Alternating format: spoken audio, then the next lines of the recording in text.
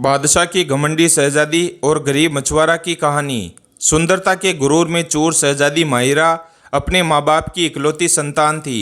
जब वह सवारी के लिए निकलती तो लोग अपने घरों में दुबक जाते, दरवाजे खिड़कियां बंद कर लेते, दुकानदार अपनी दुकानों के पर्दे गिरा देते, राहगीर अपनी राह से हटकर गलियों में चले जाते। अगर गलती से कोई राह में रह जाता तो उनके लिए जहाँ है वहीं औंधे मुँह लौटने का सख्त शाही फरमान था। जो बादशाह के इस शाही फरमान के खिलाफ जाता उनकी आंखों में तपता गरम सरिया डालने का सख्त कानून था।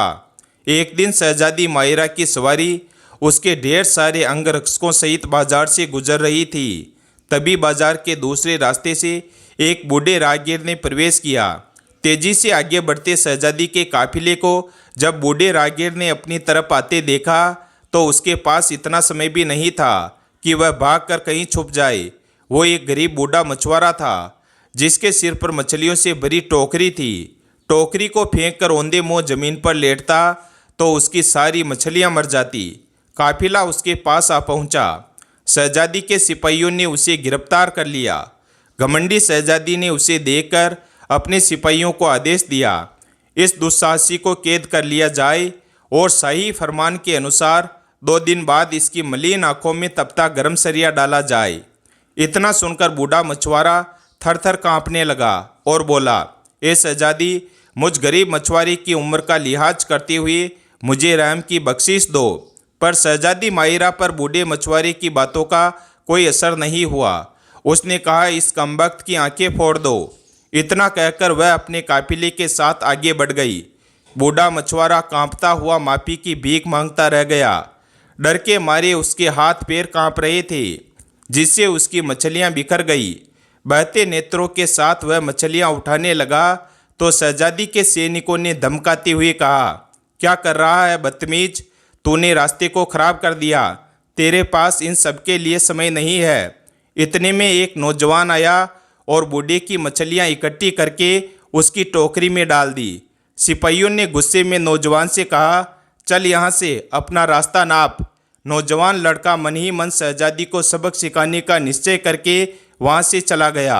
शहजादी का खोखला गुरूर तोड़ने की ठान चुका नौजवान जब खोजबीन करने और अंदर घुसने का रास्ता देखने शहजादी के महल के पास पहुंचा तो उसने देखा वहाँ बहुत कड़ा पहरा था। कदम कदम पर शहजादी के सिपाही उसके महल की पहरेदारी कर रहे थे।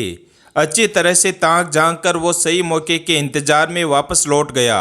शहजादी अपने महल के चारों ओर इतना सख्त पहरा रखती थी कि रात को जब वह सोती तो उसके कमरे में भी उसके खास पहरेदार पलंग के चारों ओर खड़े होकर उसकी निगरानी करते थे। फिर एक दिन शहजादी के दिल में पता नहीं क्या आया कि वह अकेली सोने को तैयार हो गई। इसी मौके की तलाश में नौजवान बहुत दिनों से था।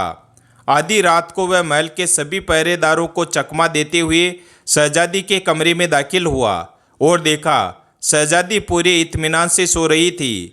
पूरे कमरे में एक से बढ़कर एक शाही चीज़ें रखी हुई थी। तभी उसकी नज़र वहाँ रखे लाल पत्थर पर गई, जिसकी चमक से पूरे कमरे में रोशनी फैली हुई थी। उसने चुपचाप वो हीरा उठाया और जिस रास्ते से आया था उसी रास्ते महल से चला गया। शहजादी की नींद खुली और कमरे में अंधेरा देखा तो वह घबरा गई। घबराकर शहजादी बिस्तर से उठ खड़ी हुई और हाथों से टटोलते हुए घंटे से बंधी जंजीर तक पहुंची और जंजीर खींच दी। घंटे की जोर जोर की आवाज़ सुनकर शहजादी के नौकर चाकर और उसकी दासियां तुरंत उसके पास पहुंची। उधर बादशाह और मल्लिका भी घंटे की आवाज़ सुनकर उठ गए। मल्लिका ने बादशाह से कहा, हाय, क्या हो गया मेरी बच्ची को, जल्दी से उसके पास चलो। बादशाह और मल्लिका जब शहजादी के कमरे में पहुंचे तो उन्होंने देखा शहजादी के पास नौकर चाकर खड़े हुए कह रहे थे, मल्लिका, हमने किसी को यहाँ से बाहर निकलते नहीं देखा। बादशाह के पूछने पर शहजादी ने बताया कि अब्बाजान, कमरे में रखा लाल हीरा कोई चुरा ले गया। बादशाह ने तुरंत सैनिकों को आदेश दिया कि जल्दी से जाओ और देखो, चोर अभी यहीं होगा। पर नौजवान तो कब का वहाँ से जा चुका था। सुबह होते ही बादशाह ने पूरी सल्तनत में घोषणा करवा दी कि जो भी शहजादी के चोरी हुए लाल हीरा को वापस लेकर आएगा उसे मुँह मंगा इनाम दिया जाएगा।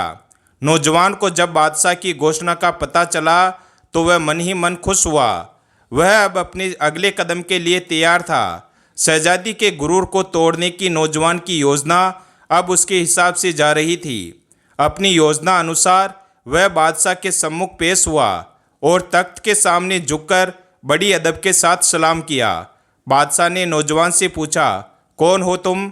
नौजवान ने अदब के साथ कहा, बादशाह सलामत, मैं शहजादी के चुराए हुए लाल हीरा को लेकर आया हूँ। अब आप अपने वायदे के मुताबिक मेरी मुँह मांगी शर्त को पूरा कीजिए। बादशाह हीरे को देखकर खुश होता हुआ बोला, कहो तुम्हें क्या चाहिए? नौजवान बोला, बादशाह सलामत, मेरी गुजारिश है कि परसों शहजादी को देखने पर कैद किए गए वृद्ध मछुआरे की आंखें फोड़ने की सज़ा माफ़ की जाए और उन सिपाहियों की पीठ पर कोड़े लगवाए जाए जिन्होंने उसे गिरफ्तार किया और मुझे गालियां दी। बादशाह ने हैरान होते हुए पूछा, उस बूढ़े मछुआरे के साथ तुम्हारा क्या रिश्ता है? नौजवान बोला, हुजूर आलम, मेरा उसके साथ इंसानियत के अलावा कोई रिश्ता नहीं है। बस उसकी हालत देखकर मुझे उसके ऊपर रहम आ गया, और वैसे भी उसके देखने भर से शहजादी का क्या बिगड़ गया। नौजवान के मुख से यह बात सुनकर बादशाह गुस्से से तिलमिला उठा। उसने अपने वजीर को आदेश दिया, इस कमबख्त को कारावास में डाल दो और वायदे के मुताबिक उस बूढ़े मछुआरे को रिहा कर दिया जाए और उन सैनिकों को 100 कोड़े मारे जाए। नौजवान ने बादशाह का हुक्म सुनकर बादशाह से कहा, बादशाह हुजूर, आप मुझे कारावास की सज़ा क्यों दे रहे हो? तब बादशाह बोला, एक तो तुमने शहजादी के लाल हीरे को चुराया और ऊपर से शहजादी का अपमान किया है। नौजवान ने बड़े अदब के साथ कहा, बादशाह हुजूर, हीरा मैंने बूढ़े मछुआरे को सज़ा से बचाने के लिए चुराया था। आप ये ठीक नहीं कर रहे हैं। अगर आपने ऐसा किया तो मैं आपकी जेल से भाग जाऊंगा और आपका ताज चुरा लूँगा। बादशाह बोला, बेवकूफ़ लड़के, तो मेरे ताज के आसपास भी नहीं फटक सकता। बादशाह ने सिपाहियों को उसे जेल ले जाने का इशारा किया। इशारा मिलते ही तुरंत सिपाही नौजवान को पकड़कर कैद खाने ले गए और जेल में बंद कर दिया। नौजवान जेल में बेटा खुश हो रहा था। जैसा वो चाहता था अब तक बिल्कुल वैसा ही हो रहा था। वह अब अपने अगले कदम के लिए पूरी तरह तैयार था। बादशाह शहजादी के पास गया और लाल हीरा देते हुए उसे सारी दास्तान सुनाई। शहजादी ने कहा, अब्बा जान, उस दुस्साहसी की इतनी मजाल कि उसने मेरे कमरे से लाल हीरा चुराया और अब आपका ताज चुराने की फिराक में है। उस दुष्ट व्यक्ति को बीच चौराहे पर खड़ा करके उसके दोनों हाथों को कटवा दीजिए ताकि फिर कभी कोई ऐसी ज़रूरत करने की सोचे तक नहीं। बादशाह ने शहजादी से कहा, बेटी तुम चिंता मत करो, जैसा तुम कहती हो उसके साथ वैसा ही किया जाएगा। बादशाह ने पूरे राज्य में घोषणा करवा दी कि कल सुबह राज्य का हर व्यक्ति शहर के चौराहे पर आ जाए।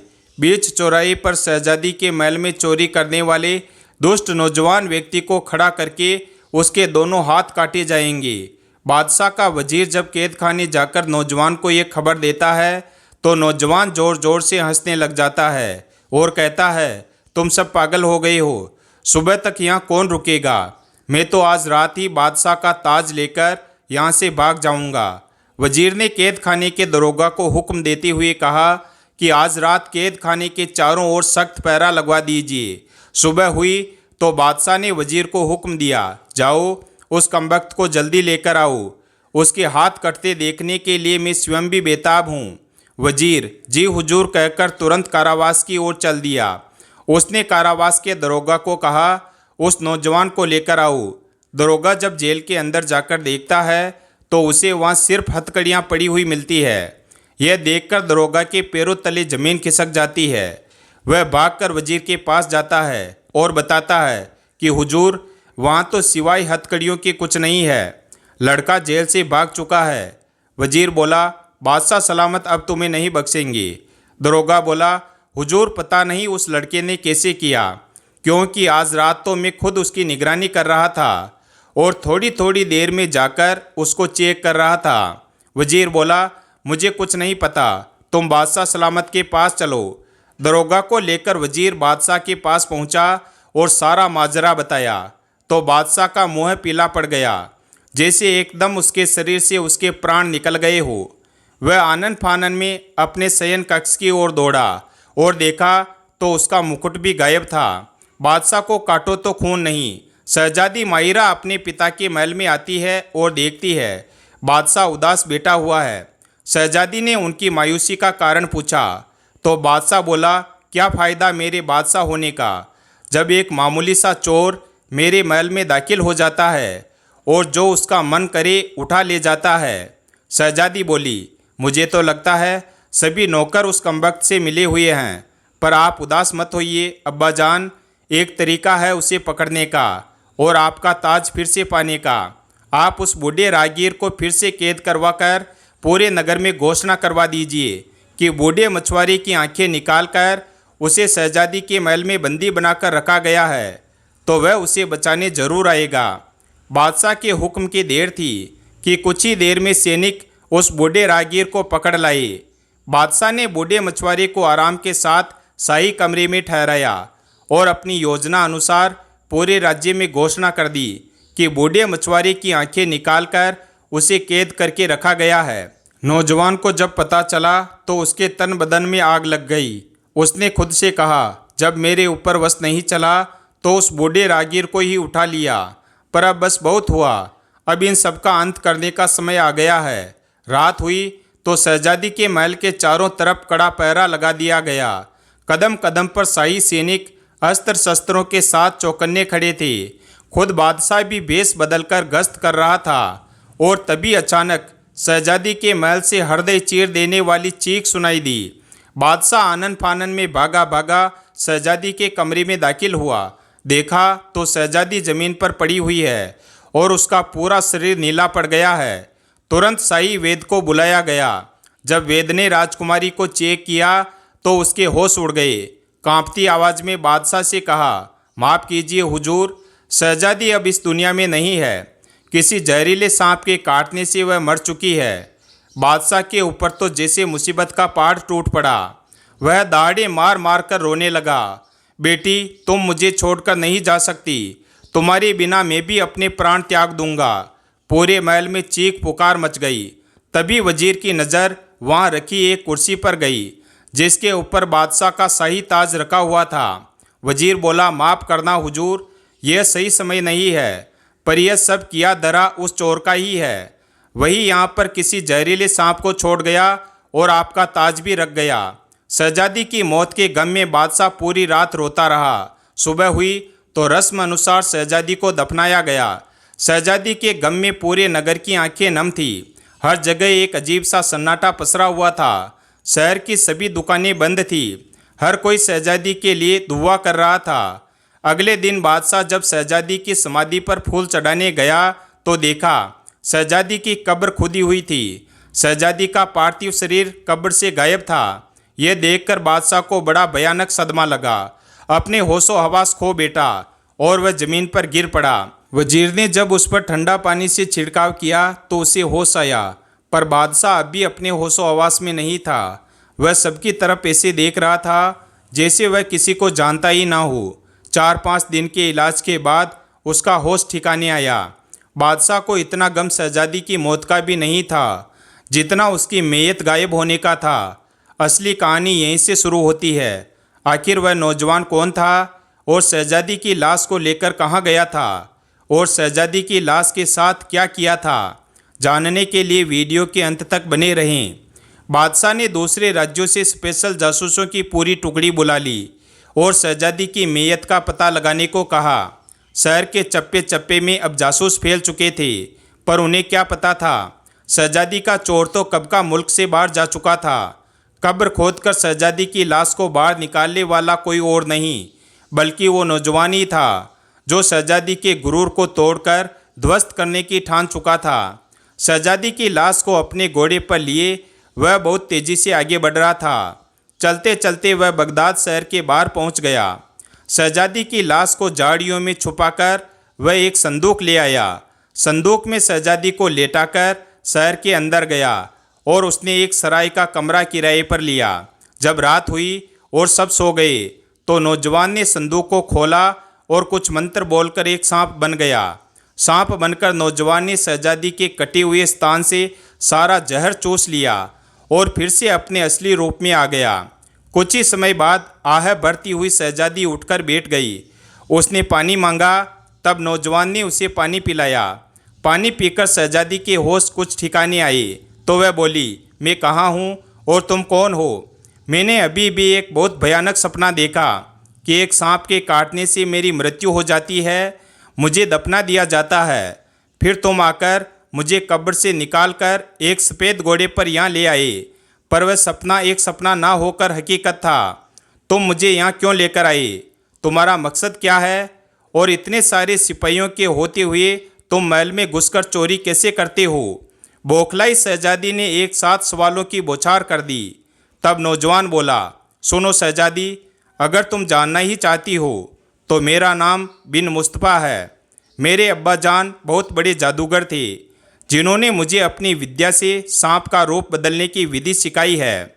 मैं तुम्हारे महल में सांप के रूप में अंदर जाता था। जिस सांप के काटने से तुम्हारी मृत्यु हुई थी वो भी कोई और नहीं बल्कि मैं ही था।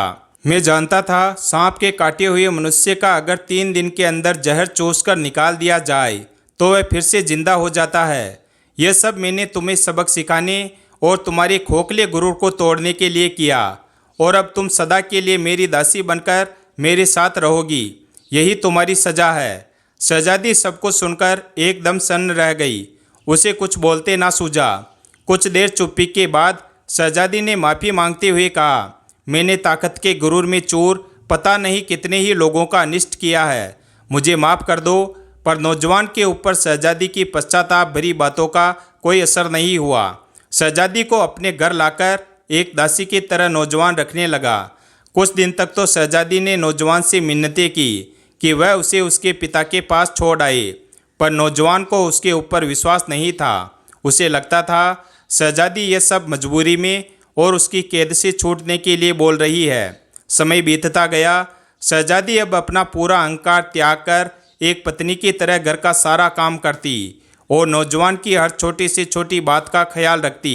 धीरे धीरे नौजवान के दिल में भी शहजादी के प्रति कठोरता की जगह नरमी ने ले ली। वो उसे चाहने लगा। फिर सोचा, मैं कहाँ एक छोटे से जादूगर का लड़का और वह मुल्क की शहजादी। फिर एक दिन ऐसा आया जब नौजवान ने शहजादी को परखने के लिए घर पर अकेला छोड़ दिया और भागने का पूरा मौका दिया, और सोचा रात को जब लौटूंगा तब शहजादी मुझे मिल गई तो उसके सामने अपने दिल की बात कह दूंगा। रात तक का समय नौजवान ने बड़ी मुश्किल से काटा। रात हुई तो वह धड़कते दिल के साथ घर की ओर चल दिया। उसके मन में ढेरों विचार एक साथ चल रहे थे।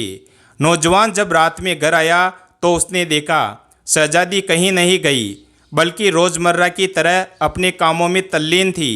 आज पूरा दिन सोचने समझने और विचार करने के बाद उसने फैसला लिया कि शहजादी के साथ उसका कोई भविष्य नहीं है।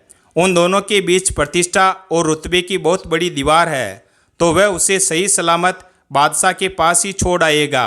सुबह हुई तो शहजादी को लेकर वो बादशाह के पास पहुंच गया।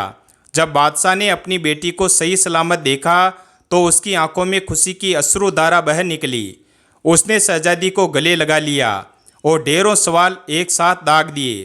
तब नौजवान ने बादशाह से माफ़ी मांगते हुए सारा किस्सा कह सुनाया। सब सुनकर बादशाह ने अपने वजीर को हुक्म दिया कि इसे अभी फांसी के तख्ते पर चढ़ा दो। पर शहजादी ने अपने पिता से कहा, नहीं अब्बा जान, इसने मेरा अहंकार नष्ट करने के लिए यह सब किया। अब मैं इसे अपने हृदय से अपना पति मान चुकी हूँ। अगर इसे कुछ हुआ तो मैं भी अपने प्राण त्याग दूंगी। बेटी के मोह में मजबूर बादशाह ने दोनों का निकाह करवा दिया। अब पहले जैसा कोई कानून नहीं रहा। प्रजा भी अब खुशी से रहने लगी। इधर शहजादी और नौजवान भी एक दूसरे के साथ खुश थे। इस कहानी से हमें ये सीख मिलती है कि सच्ची शक्ति और महानता केवल बाहरी ताकत या सामर्थ्य में नहीं, बल्कि आत्म साक्षात्कार, विनम्रता और अपने भीतर की अच्छाई को पहचानने में है। शहजादी माहिरा, जो अपनी शक्ति और सौंदर्य के अहंकार में चूर थी, अपनी गलतियों और असलियत को स्वीकारने के बाद खुद को बदलने का प्रयास करती है। नौजवान, जो पहले केवल प्रतिशोध और सजा के विचार से प्रेरित था, धीरे धीरे अपनी कठोरता और गुस्से से बाहर निकलता है और उसे माफ़ करके एक नया दृष्टिकोण अपनाता है। यह कहानी यह भी सिखाती है कि सच्ची सजा किसी को शारीरिक रूप से दंडित करने में नहीं है, बल्कि उसे मानसिक और आत्मिक रूप से आत्म सुधार की दिशा में मार्गदर्शन करने में है। नौजवान का कदम शहजादी को सजा देने के बजाय उसे एक मौका देना यह दिखाता है कि जब किसी व्यक्ति को आत्मग्लानि और पश्चाताप का एहसास होता है तो उसकी सुधार की प्रक्रिया शुरू होती है। इंसानियत की सबसे बड़ी शक्ति सच्चाई को पहचानने, उसे स्वीकार करने और दूसरों के लिए अपना दृष्टिकोण बदलने में है। वीडियो अगर पसंद आया हो तो वीडियो को लाइक करें और हमारे चैनल शिव भक्त को सब्सक्राइब करें और अपने दोस्तों के साथ शेयर करें और कमेंट करके बताएं वीडियो कैसा लगा। धन्यवाद।